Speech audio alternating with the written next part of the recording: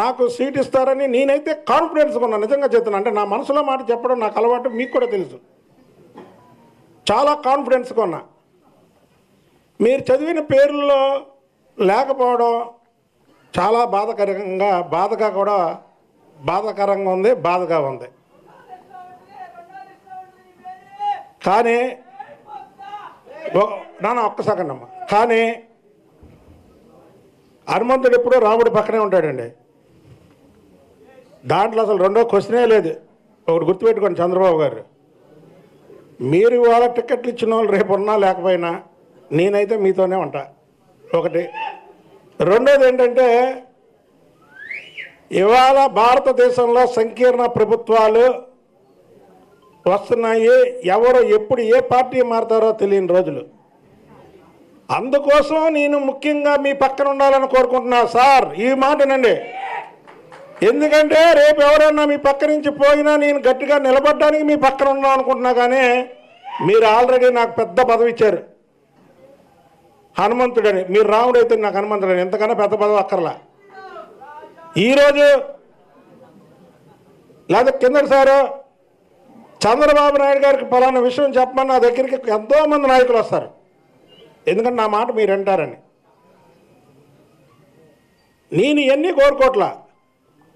రేపేదన్నా మీకు క్రైసిస్ వస్తే అందులో నుంచోవాలి. నేను మీకు రాకూడదు, దేవుడు దయవల్ల మీకు రాకూడదు. కానీ అలాంటిది ఏదన్నా వస్తే నేను మీ పక్కన ఉండాలా, మీ పక్క నుండి పోరాడాలా, లేదంటే అసెంబ్లీలో మీ వెనకాతలు నుంచోవాలి. ఇప్పుడు వరకు మీ ఎదురుండి పోరాటం చేశాను.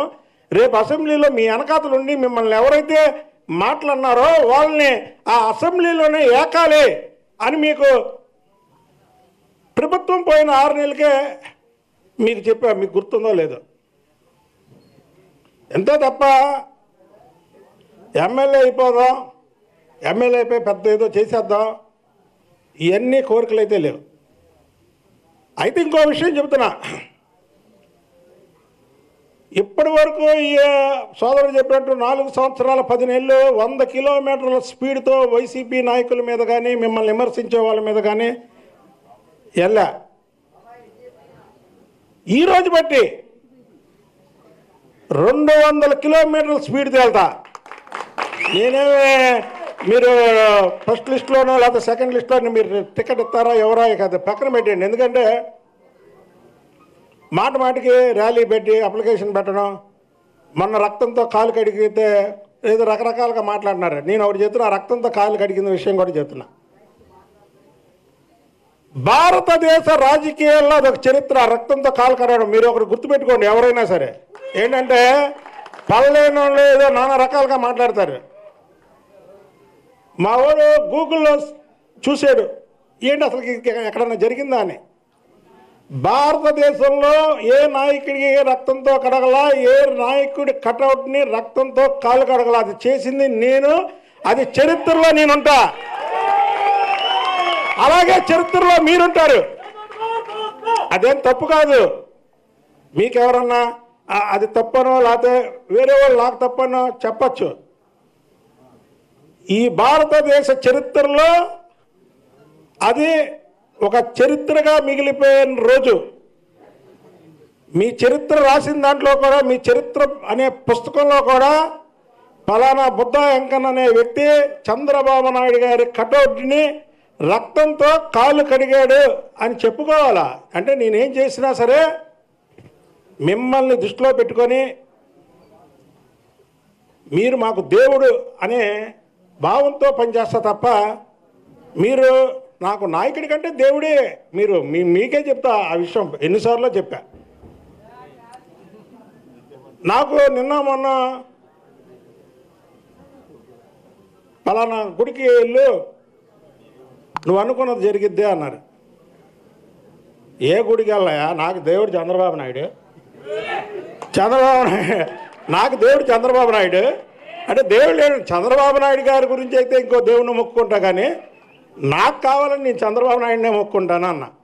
అంటే మీ మీద మాకు అంత అభిమానం, ప్రేమ. ఈ ప్రేమ మీరు టికెట్ ఇచ్చినా ఇవ్వకపోయినా మాకు రెట్టింపు అయిద్దే. కానీ గోరంత కూడా తగ్గదు. ఎందుకంటే మీకు చెప్పా, కొన్ని విషయాలు చరిత్రలో నిలిచిపోవాలి.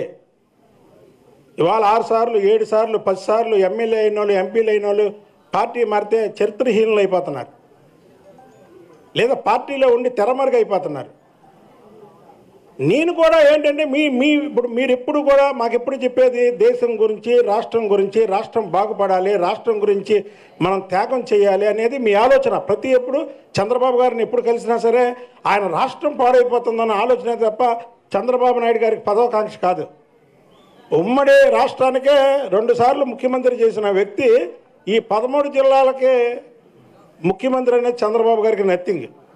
కానీ రాష్ట్రాన్ని బాగు చేయాలనే తపన మాత్రం చంద్రబాబు నాయుడు గారికి చివరి వరకు ఆయనకి ఇంతే.